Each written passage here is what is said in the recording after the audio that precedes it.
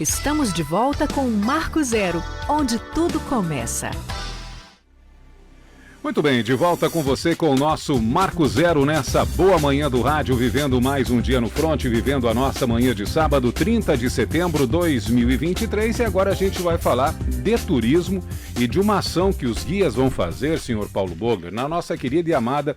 Eu sou do tempo que a gente falava Ponte da Fraternidade. Hoje em dia não é mais esse nome, né? Sou antigo. Se usa também, né? Também se usa. Ponte Tancredo Neves. É a Ponte Tancredo Neves. E essa denominação voltou mais a ficar mais em evidência agora, né? Quando se propôs a mudança ou da nomeação da segunda ponte para Ponte Jaime Lerner, né? E não Ponte da Integração, como estava prevista, acabou ficando Ponte da Integração Jaime Lerner, né? Mas a gente sempre para na Ponte da Integração. Então muita gente começou a usar, né? Ponte Fraternidade, Ponte da Amizade, Ponte Fraternidade, Ponte da Amizade, Ponte da Integração, justamente para criar fazer essa triangulação aí, né? E evitar que essa proposta avançasse, mas ela acabou avançando e prevalecendo. Então a gente tem aí a nossa terceira ponte internacional, ela é Ponte da Integração Jaime Lerner, mocinho. E a segunda ponte é que vai passar por uma maquiagem, não é isso? Vamos dar uma garibada naquela criança. Uma garibada. Seguindo a tradição, diga-se de passagem. Quem está nos ouvindo de fora, de Foz do Iguaçu, que ainda não conhece o nosso destino, a ponte que liga Brasil à Argentina, ela tem uma peculiaridade que o pessoal lá atrás pensou, vamos pintar ali as laterais com as cores do Brasil, até metade da ponte, e depois com as cores da Argentina. E chama atenção, muitas pessoas gostam disso, param para tirar fotografia e a gente percebe também esse cuidado, né, com a ponte. Infelizmente a Ponte da Amizade tem um tráfego muito mais intenso, talvez não tenha tido esse olhar ainda, mas a nossa segunda ponte, que é a ponte que liga o Brasil à Argentina, tem esse cuidado e é uma ação que vai acontecer, Paulinho? Vai acontecer nessa segunda-feira, uma ação aí organizada pela Liga Independente de Guias de Turismo de Foz do Iguaçu, a Liguia, que é essa entidade que congrega aí guias de turismo aqui de Foz do Iguaçu, guias independentes, né, que trabalham atendendo, recepcionando e conduzindo nossos visitantes. Então é legal que tem esse olhar do pessoal aqui da cidade para a necessidade desse cuidado com a Ponte Tancredo Neves ou Ponte da Fraternidade, como queira. Então vai acontecer essa ação de pintura das muretas de proteção da Ponte Tancredo Neves na fronteira entre Brasil e Argentina na próxima segunda-feira.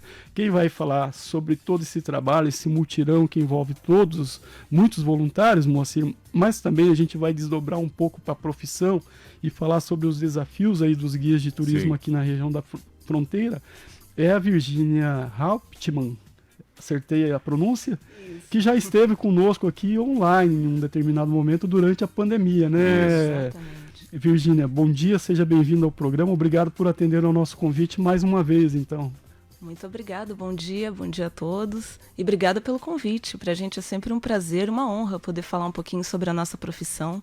Legal. E sobre tudo que tange a profissão de guia de turismo também. Que impacta diretamente aí na nossa principal atividade, ou uma das principais atividades econômicas, que é o turismo, né? Ou seja, é um tema que interessa aí para todo morador de Foz do Iguaçu. Na nossa primeira conversa a gente falava de limites, de desafios, daquela inconsistência que a gente vivia naquele momento, né, por conta da pandemia, e os guias eram uma das categorias muito afetadas naquele momento, né? Hoje a gente começa falando pelo menos de algo mais feliz, mais animador, né? Que é justamente essa mobilização dos guias para fazer a pintura, né? Dar as cores brasileiras aí para a Ponte Tancredo Neves. Da onde que surgiu essa tradição? Você contava para a gente que ela já vem de muito tempo, Virginia. Exatamente, isso é uma tradição dos guias veteranos. Já há mais de 20 anos os guias se mobilizavam em diferentes períodos para fazer a pintura da ponte, deixá-la sempre mais bonita.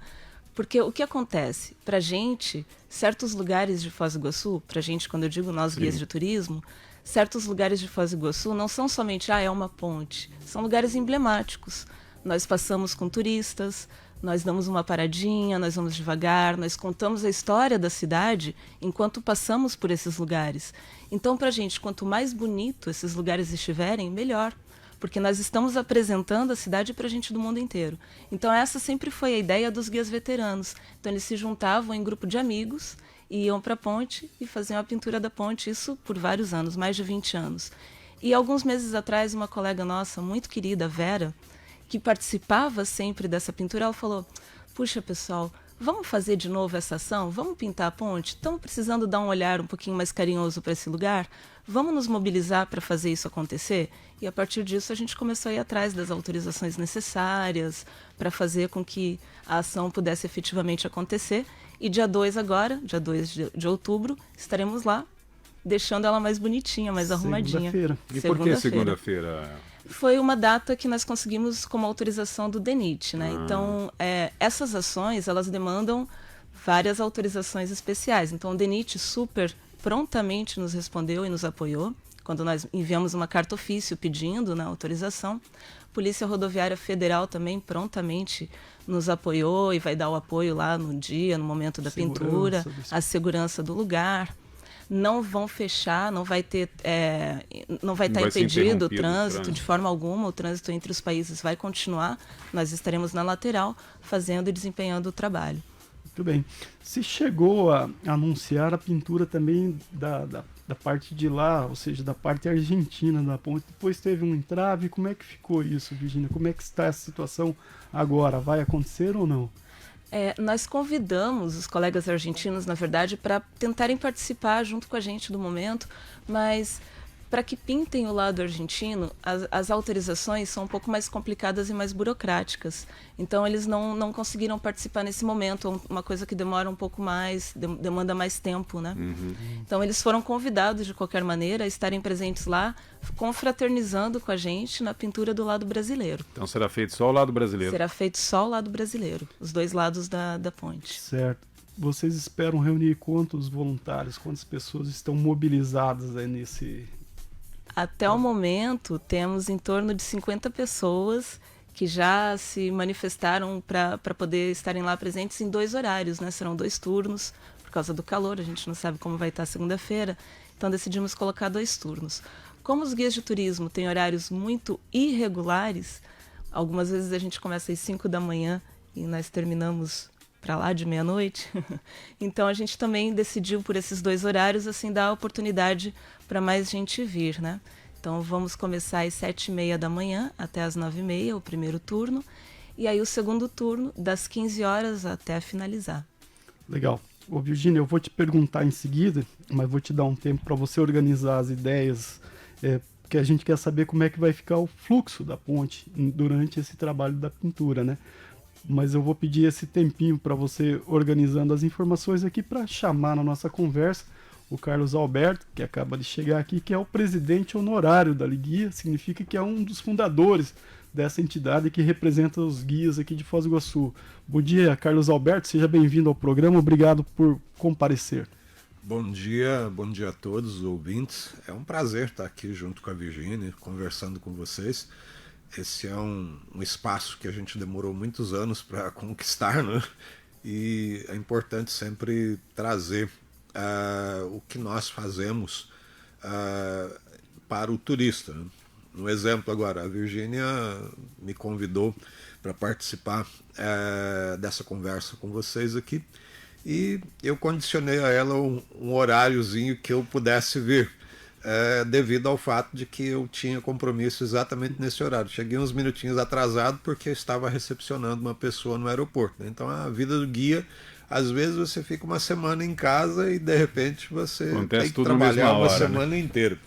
E eu agradeço a oportunidade de vocês estarem dando voz aos guias, exatamente porque nós estamos aqui inseridos. Se você for pensar assim, como é que começou a história dos guias? Aí vamos ser assim, mais realista, de focar na nossa memória imediata, né? Desde que você se lembre do Hotel das Cataratas, você vai lembrar que tinha guias trabalhando aqui. Isso foi bem antes disso.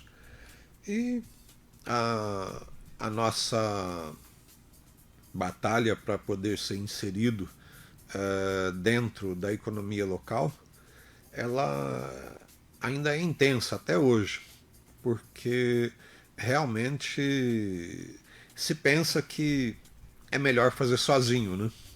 quando na verdade a assistência de um profissional especializado, de uma pessoa que conhece, é muito melhor.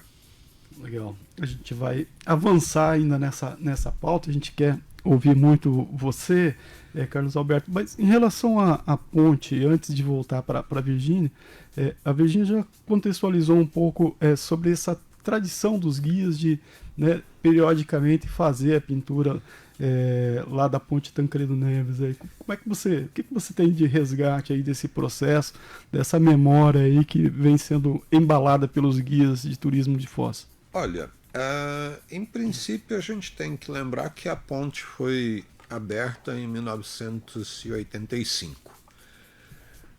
A partir dali eu não vou ser assim exato com você nem com os ouvintes para resgatar o primeiro ano, mas o que aconteceu? Um dia próximo do 7 de setembro, eu me lembro assim, a gente decidiu que seria legal pintar metade da ponte de verde e amarelo. E aí começou aquela coisa assim de buscar o que a gente precisaria de tinta, como é que a gente precisaria e tal. E, por sorte, tem sempre alguém que abraça a ideia, né? Então eu me lembro até dessa, eu vou aqui até citar um cara que ajudou a gente com tinta, que foi o Valentim, né? O compadre Valentim. O compadre Valentim. Ele foi uma das primeiras empresas a ajudar a gente com tintas. E dali para cá, aí o que aconteceu? Alguns anos ficava lá meio descorada, como está agora e tudo, e de repente a gente ia lá desbotado e sempre finalizava, vamos dizer assim, com algum tipo de comemoração. Até quero adicionar que a ponte não tem nenhum transtorno, vamos dizer assim, nunca teve nenhum transtorno de trânsito, aquela coisa toda. Na verdade, o pessoal da Polícia Rodoviária Federal vai lá, delimita direitinho o espaço que tem ali, que tem uma área de estacionamento, e aí o pessoal vai pintando, e aí passa um colega e dá oi, passa um outro e faz uma festa muito grande. E no final das contas, nas últimas formações que nós fizemos, tinha um colega nosso que infelizmente ele faleceu há cerca de um ano e pouquinho atrás, o Ciro, Neu Ciro Kleinschmidt. O Neu Ciro era o nosso chefe. Ele era um cozinheiro de mão cheia, então ele trabalhou na churrascaria Cabeça de Boi, foi cozinheiro, foi garçom, foi maître, e ele era um mestre nessa coisa de organizar um comes e bebes, né? Então o Neucídio, ele, quando estava terminando a pintura da ponte, ele levava um fogão com um disco de arado, aquele bem grande, e fazia uma comida para o pessoal lá. Então a ideia originalmente agora foi da Vera Swiderski, de lembrar e fazer uma homenagem para o Neucídio, que realmente foi uma pessoa assim muito grande dentro do nosso grupo.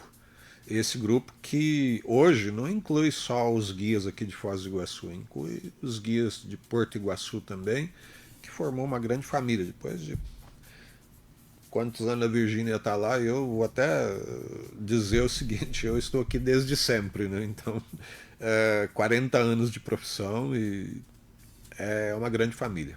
Legal. Então, como o Carlos Alberto antecipou, Virgínia, não vai haver interrupção do trânsito na segunda-feira. Vocês vão fazer o trabalho e os dois sentidos da ponte estarão fluindo normalmente, com toda a segurança, como você já colocou que a Polícia Rodoviária Federal oferecerá tanto a vocês quanto aos demais usuários da via. Exatamente. E só para complementar essa informação, né? Então não vai haver fechamento da ponte, o trânsito vai fluir de forma normal. Eu só vou aproveitar e fazer um pedido, porque eu vim de lá agora. Sim. Nós estávamos lá com o início do processo, que é a lavagem da ponte, né? Com a empresa Dalba, que eles estão lá, inclusive, lavando a ponte manualmente, botando a mão na massa. Olha mesmo, só. Porque está muito sujo, tinha muita poeira. Então, para conseguir deixar bonitinho, eles estão esfregando a ponte e os carros passam em altíssima velocidade. Então, o pedido que eu faria, eu observei isso, estive lá por quase 2 horas agora de manhã. O pessoal que for passar lá ou transitar nos próximos dias, amanhã, hoje, inclusive, amanhã e na segunda-feira, terem em conta que vai ter um pessoal lá trabalhando e passarem com um pouquinho, reduzirem um pouquinho a velocidade no momento que estiverem passando pela ponte. Tem um limite de 60 km por hora, mas o pessoal tem excedido bastante. Pisa demais, né? Isso. Até porque, além de colocar em risco as pessoas que estão ali, vai estar jogando sujeira novamente na ponte. Então tem que ter um pouco de bom senso nessa hora. E nós, fora do ar, a gente estava conversando, né, a importância até com o nosso colega que está aqui, o Carlos. O guia talvez seja o primeiro contato do turista com Foz do Iguaçu. Ele chega, conversa com o guia. Então o guia tem a incumbência de apresentar a cidade para ele. Tem lá as suas belezas naturais que o cidadão já sabe. Eu quero ir nas cataratas, quero fazer compra. Mas as peculiaridades. Uma pergunta minha assim, o turista que vocês atendem particularmente, além de cataratas e do que já é divulgado na mídia, o que ele quer ver? O que ele quer conhecer da nossa fronteira? Eles gostam de tudo o que é cultural. Então, bom, eu trabalho muito com o mercado internacional, o Carlos Alberto também, e tudo que é cultural, que é relacionado ao nosso dia a dia, o que a gente faz todos os dias, como é a nossa comida, como é o nosso dia a dia em geral, como é morar na fronteira, é isso que ele quer ver, é isso que ele quer sentir.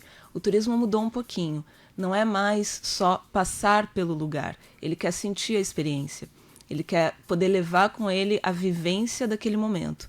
Então, por muitos anos, era um turismo meio rápido, de massa, day tour, um dia só para fazer Cataratas Brasileira e Argentina, aquela correria. Hoje não. Hoje já é uma coisa feita com mais calma, apresentando cada lugar. Então, assim, eu acho que além da parte natural, além das belezas naturais, eles se interessam demais por todas as questões culturais. Como é viver na fronteira, qual é a história dos Guaranis, qual é a história do Paraguai, qual é a história da Argentina, como é estar, né, interagindo entre esses três países todos os dias. Essas são as perguntas mais frequentes. O turista não pergunta para você onde está o cidadão iguaçuense para vocês, né? Porque a percepção que a gente, como morador de Foz, eu particularmente tenho, é que a gente, para ver um turista, a gente tem que ir ou no atrativo ou num hotel. Você cruza o outro lado da fronteira, na Argentina, eles estão ali, né, interagindo, estão na feirinha, estão na rodoviária, estão passeando pela... Como é que vocês veem isso? Os turistas perguntam para vocês dessa interação maior com a cidade, com os moradores de Foz do Iguaçu? Sim. Eu acho que o que acontece, eu sempre faço essa relação em relação a Porto Iguaçu e Foz. Porto Iguaçu é um pouco menor, então a maioria dos restaurantes, bares, as ruas, para que eles possam caminhar, são lugares mais próximos uns dos outros. Então é mais fácil para eles terem essa circulação. Né? Aqui é tudo muito espalhado, né? Eu sempre indico para os meus passageiros, caminhem na Chimiofeng, que vocês vão encontrar um barzinho do lado do outro. Eles estão no Brasil, é isso que eles querem, eles estão de férias, eles querem momentos de descontração, de alegria, ver a cidade, mas sob essa circunstância, sob essa perspectiva. Então eu sempre indico ali, eu acho que Foz ela é muito espalhada. Se tivesse um lugar onde eles pudessem ter esse momento mais interativo, um lugar um pouquinho talvez mais aconchegante para eles, acho que eles conseguiriam ver os iguaçuenses mais e nós a eles também. E esse turista internacional que você atende, se sente seguro em sair do carro, caminhar? O que eles perguntam com relação à segurança? Eles sempre Não quero te colocar em situação ruim, mas a gente tem essa preocupação, né? Eu vou ser muito sincera. Eu sempre digo que Foz do Iguaçu, principalmente nesses lugares, o meu speech para o meu passageiro é sempre esse. Se você quer ir até um bar, caminhar para ir, você pode. Para voltar, pega um táxi. Não vai a pé, não volte a pé, depois de um certo horário da noite. Mas a maioria deles se sentem seguros em Foz. Eu, de forma individual e particular, tenho notado que a segurança em Foz está um pouco diferente. Então, eu gostaria de sentir um pouco mais de confiança nesse sentido. Eu, de forma particular, o turista não vê. Mas eu percebo e me sinto um pouco, falo, poxa, peraí, eu estou sentindo de um tempinho para cá que alguma coisa está mudando, acho que a gente precisava ter um olhar um pouquinho mais atento a isso, não esperar o pior acontecer. Perguntar para vocês dois, a gente sempre olha, né, a fronteira da Argentina, né, tem aquela carga sempre muito negativa daquelas filas, a demora, reclamações e tal. Um problema nosso aqui da fronteira que a gente não conseguiu resolver ainda, e vocês devem enfrentar isso na pele, porque é a profissão de vocês e vocês dependem daquela passagem, né? A Liguia tem se envolvido nesse debate, Virgínia e Carlos, para tentar buscar soluções, oferecer alternativas para que quem deve resolver isso tome as devidas iniciativas? Olha, essa é uma pergunta muito interessante e que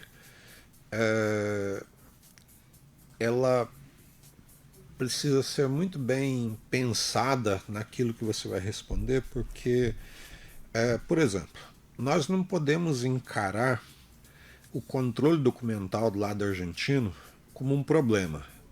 É uma lei que tem lá e funciona assim em todas as fronteiras que a Argentina tem, seja com o Uruguai, com o Brasil, com a Bolívia, com o Chile. Eles fazem isso.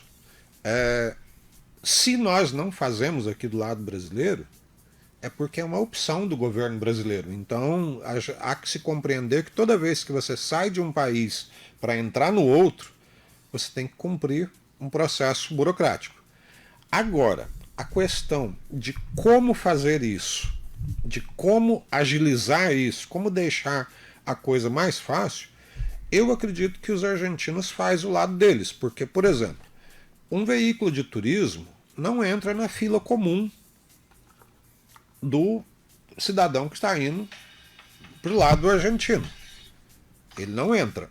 Por quê? Porque existe um acordo tripartite, Brasil, Argentina e Paraguai, no qual as empresas de turismo pagam uma taxa de seguro por ano e elas são credenciadas a usar as passagens, vamos dizer assim, do turismo, que torna o processo mais rápido. Então, vamos dizer assim, não dá para você dizer que o turismo fica lá horas ali. Claro que tem dias, por exemplo, num final de semana, um dia como esse, por exemplo, toda tarde do sábado, ali pelas 5 horas da tarde, o pessoal quer ir para a feirinha, para comer uma empanada, quer ir no restaurante do lado argentino. Então, é muita gente no mesmo horário, vai dar um fluxo, vamos dizer assim, lá na ponte. Mas não que isso seja, vamos dizer assim, um pesadelo. O que falta, que eu acho, a Virgínia com certeza vai concordar comigo, é que as autoridades, sejam do Brasil, sejam da Argentina ou do Paraguai, os empresários, quem está envolvido com o segmento, tem que sentar e de uma vez por todas padronizar esse tipo de situação. Por que, por exemplo, que eu vou dizer isso? A empresa que eu trabalho, a maior parte dos trabalhos começa no lado argentino. Então eu tenho que buscar o meu passageiro do lado argentino. Mas eu não posso pegar o passageiro com o meu carro. Eu tenho que colocar o meu passageiro em um táxi, um táxi argentino, e trazer até próximo da aduana e passar para o meu carro.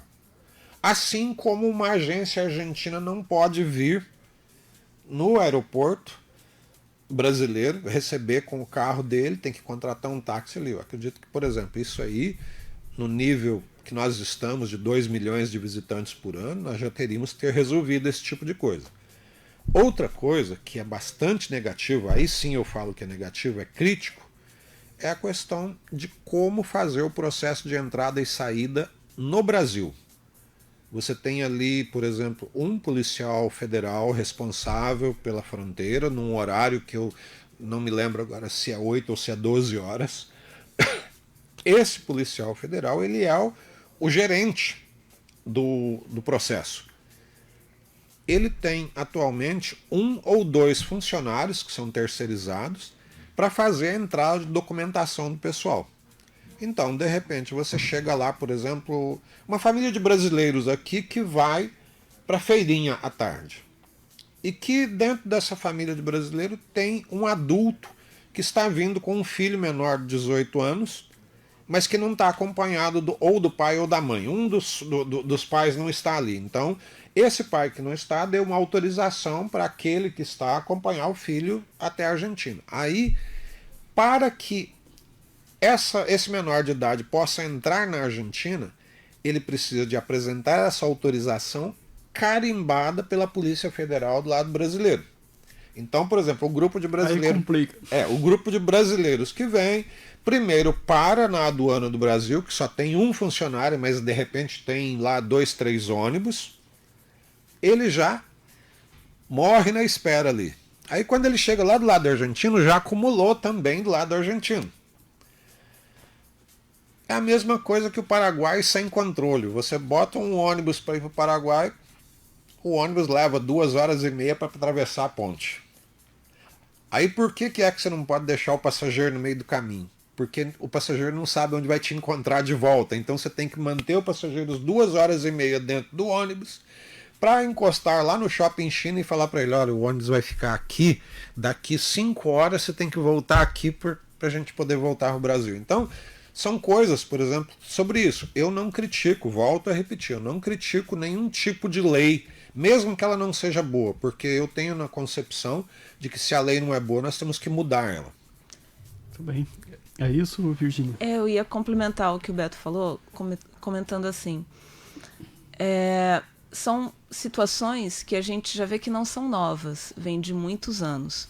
E exatamente como o Beto comentou, é um tempo de espera que se acumula. Parou na aduana brasileira, às vezes meia hora. Às vezes você chega na aduana argentina, é 1h a 1h30, como já aconteceu. Imagina a expectativa do passageiro que está no carro, saiu do hotel às 7 horas da manhã para chegar nas Cataratas Argentinas. Quando ele chega lá, a expectativa dele como é que está, depois de quase 2h30 de espera para chegar até aquele lugar.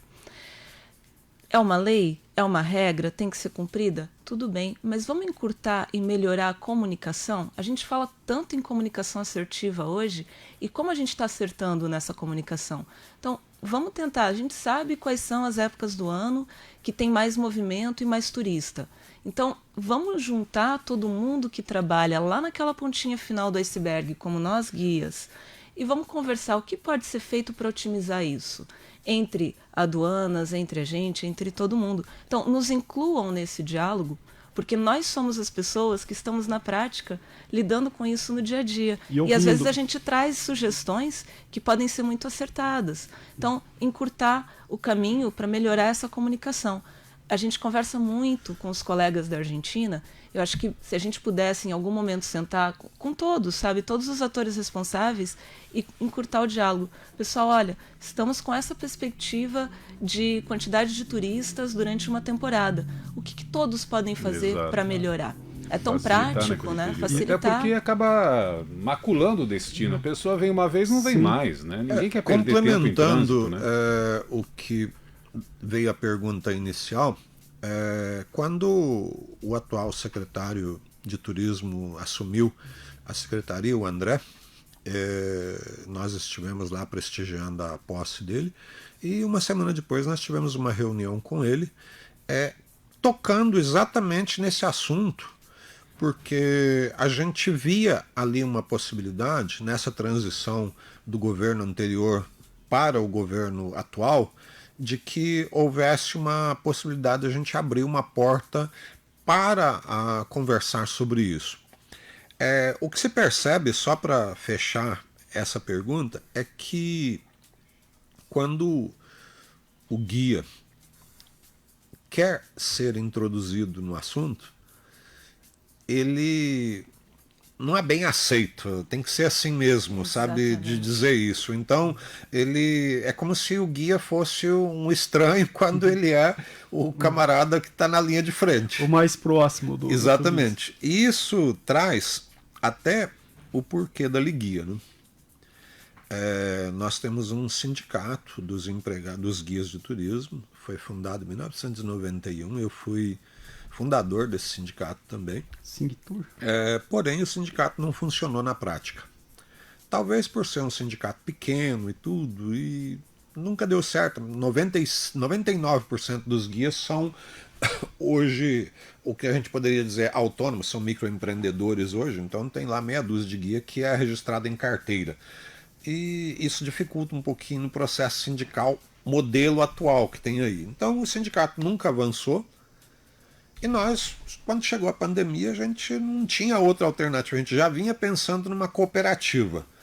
Aí a gente, quando chegou a pandemia, não teve outro jeito, a gente foi atrás de fundar a associação, E ali o primeiro passo nosso, a primeira experiência nossa, assim, vamos dizer assim, prática foi o projeto Foz Conhecendo Foz, que nos deu, vamos dizer assim, visibilidade, que nos deu lá uma credibilidade com a administração pública, com agentes como Itaipu, como outros lugares, que nos trouxe a visibilidade. E por um outro lado, há que se contar também que a relevância de tudo isso foi que os guias acreditaram na gente. Então, eles nos deram credibilidade. Nesses 3 anos que eu estive na frente, eu confesso a vocês assim que a gente foi meio mão de ferro, assim, sabe, no controle mesmo da coisa. Porque as pessoas hoje elas perderam a percepção da real responsabilidade delas no que elas fazem, no que elas dizem.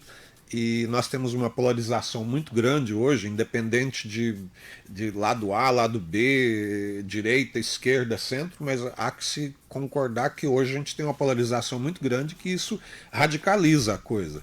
Então, a Liguia, agora com a Virgínia, quando nós tivemos eleições em maio, muitas pessoas pensavam que eu tinha desejo de continuar. Mas eu tenho uma visão completamente diferente disso. Eu acho que nós temos que dar oportunidade para todos participarem. A Virgínia tinha muita vontade de participar, ela já tinha tentado anteriormente no sindicato, não deu certo. E aí, quando ela falou, eu vou, Beto, eu falei, você vai, então eu apoio e faço todo o esforço. E eu acho que isso é importante. Então, hoje, por exemplo, nós já estamos mais inseridos na coisa, mas é só o começo. É um processo, né? E nesse inserir na coisa, Beto, eu vou agora inserir a Virgínia na conversa. Nosso assunto rendeu, isso é bom, mas nosso tempo correu.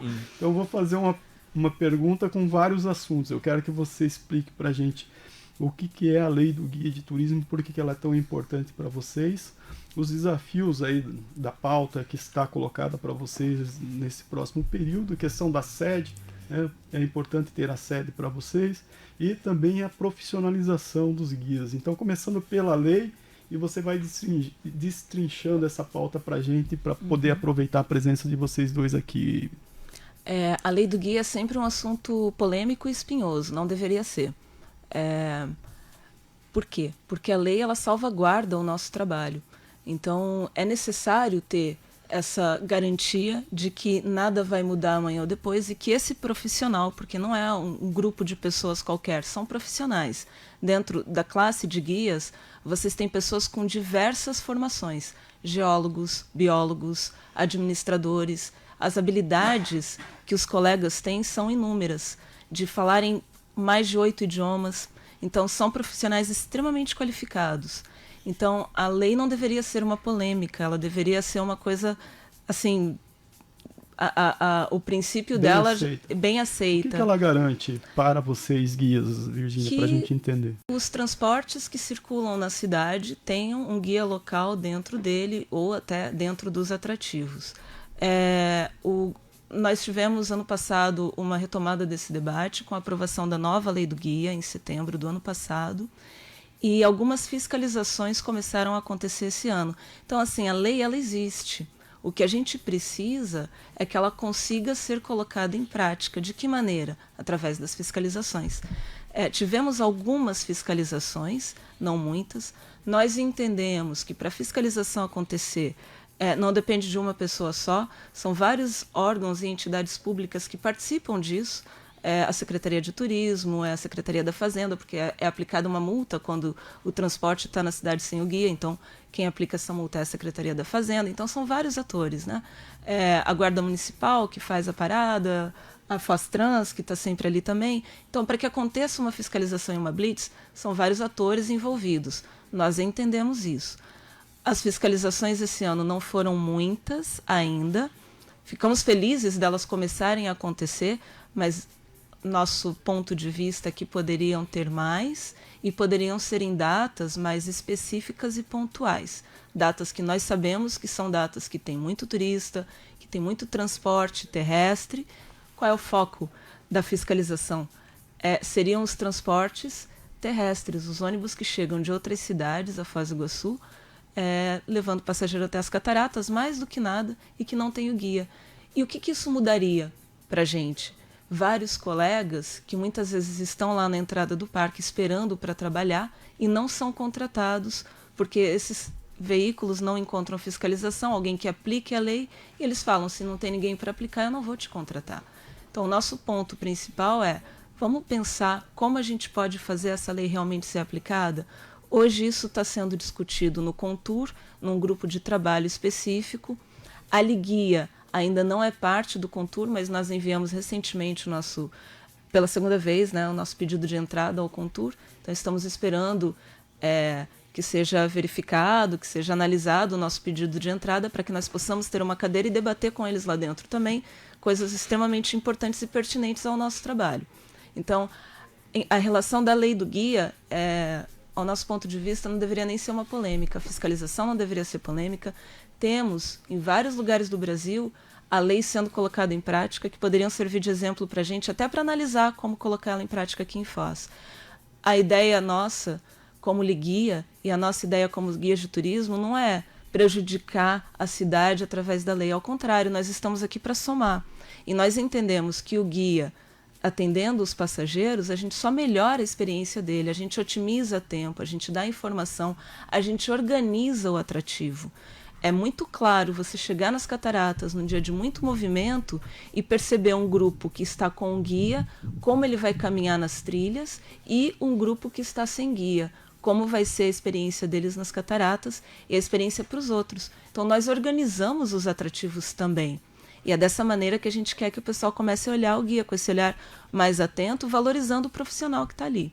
Legal. Sede e profissionalização dos guias, capacitação, aprimoramento, etc. A sede é um sonho nosso. Mas vou confessar que nós estamos com tantos desafios e que cada dia é um desafio novo, e não que a gente não coloque a sede como prioridade, mas a gente vai falando, bom, vamos prioridade por prioridade, problema por problema, sanando cada um deles. Além da aplicação da lei, qual que é a pauta principal, então, antes da sede? O que chama a atenção de vocês e que a diretoria está gastando suas energias nesse momento, Virgínia? O que você citou agora, capacitação. Nós entendemos que nós queremos uma lei que seja colocada em prática, porque nós queremos que todos consigam ver como é importante o guia estar presente com esse passageiro. Para que isso aconteça, o nosso lado a gente está fazendo, que é capacitar os nossos colegas cada vez mais, para que todo mundo possa olhar e falar, poxa vida, esse receptivo de Foz do Iguaçu é realmente um receptivo diferenciado. Então, a gente está batendo muito na capacitação. Nós estamos com parcerias incríveis, o Sebrae tem sido uma delas, prontamente nos atendeu ao primeiro chamado e pedido para que eles estivessem presentes junto com a gente. A consultora Amanda sempre esteve muito ao nosso lado, junto com o consultor Osmar. Acabamos agora um projeto de planejamento estratégico, onde a gente envolveu mais o associado em grupos de trabalho para trabalhar em prol da associação, entendendo a importância do associativismo. A gente acredita que sozinho ninguém vai a lugar nenhum. Um grupo organizado pode fazer muito mais coisa. Então, através do Sebrae, a gente está conseguindo envolver o associado cada vez mais e deixou obrigadão para eles aí em relação a isso. Já tivemos várias conversas com o diretor do Parque Nacional para que a gente também possa fomentar cada vez mais cursos e parcerias, inclusive com universidades da cidade, para que o colega guia esteja cada vez mais capacitado, para quando o pessoal contratar o guia aqui, eles terem a certeza da qualidade do que eles estão contratando. Legal. O Carlos Alberto, quando a gente fala de capacitação, é melhorar algo que já é bem contundente, né? A gente está falando de guias que falam vários idiomas, que têm formação, como a própria Virgínia colocou, em várias áreas, né? Ou seja, a gente tem um quadro aí bastante qualificado, né? Precisa ser aprimorado, mas você tem aí parte de uma realidade muito positiva, muito satisfatória, né? Eu acho que quando nós falamos em capacitação, é importante a gente ressaltar que com a agilidade que a informação gira nos novos tempos, Então a gente tem que estar, vamos dizer assim, se atualizando todos os anos, vamos dizer assim. Coisa de 6 meses atrás você já tem que estar ali trabalhando. Então, quando você fomenta o guia que já tem conhecimento, vamos dizer assim, notório a respeito do assunto e tudo, você faz com que ele busque um pouquinho mais. Por exemplo, o passageiro chega lá no Parque Nacional e vê um passarinho. Aí ele quer perguntar para você, o guia, como é que é o nome daquele passarinho? Se você não sabe, você vai dizer para ele, olha, eu não sou especialista em ornitologia e tal, mas eu vou dar um jeitinho aqui de olhar no meu celular, aí você vai lá no Wikiaves e dá uma olhadinha. Mas qual é a importância se você, mesmo não sendo um guia que faz observação de pássaros, se você participar de uma capacitação sobre pássaros, você vai aprender um pouquinho mais. Então, o que a Virgínia fala é isso. Por exemplo, nós temos um projeto que está adormecido aí, que uma hora ou outra vai voltar, que é contar a história do guia de turismo aqui, que é o que eu comentei em princípio. Você para pensar no Hotel das Cataratas, você tem que pensar que já tinha um guia lá. Mas tinha guia muito antes disso. E aí, como que você vai fazer para resgatar essa história? Meu amigo, é um capacitação, trabalho. É um trabalho. Então, isso é muito importante. Se você me permitir, eu queria só fazer um adendo no que a Virgínia falou sobre a lei do guia de turismo, porque é muito importante isso. Em toda sociedade organizada, existe a lei para disciplinar o dia a dia de toda a nossa vida. O serviço do guia de turismo não é diferente disso. Nós temos até um reconhecimento de 1983 da profissão do guia de turismo como um técnico. Então, o que nós precisamos disso? Nós precisamos que, culturalmente, as pessoas aprendam que não precisa de polícia para pegar um guia de turismo. Que é só chegar na cidade e ligar para a Liguia, ligar para o sindicato, ligar para a agência de turismo e dizer, olha, eu estou chegando com um grupo, eu preciso de um guia. Um profissional. Um profissional, é só isso. Ou seja, é muito chato, sabe, a gente ter que falar de fiscalização, porque aí todo mundo fala, nossa, mas o guia está querendo que a polícia vai lá e force o camarada a pegar um guia de turismo. Não é isso. É uma organização da sociedade no qual o guia de turismo e sua profissão está inserido. Era isso. Muito bem. Carlos Alberto, a gente vai começar se despedindo por você, então a gente agradece muito a sua participação, de ter trazido essas informações, e é um assunto que rende, e fique à vontade aí para voltar em outras ocasiões. Um bom dia, obrigado pela presença. Muito obrigado, eu que agradeço. Virgínia, a gente correu, temos alguns assuntos em aberto, a gente volta a conversar com você e te deixa aí uma palavra final para o nosso ouvinte, também passando as redes, o contato, né, para que essa pessoa que chega e acione vocês aí, contrate o guia como deve ser feito, assim como vale para as outras profissões também, né? Antes de eu passar para vocês as redes da associação e tudo mais, eu gostaria só de agradecer os parceiros que nos ajudaram para essa ação da pintura da ponte. Nada se faz sozinho, né? Nós tomamos a iniciativa, fomos atrás, pedimos as autorizações necessárias e devidas.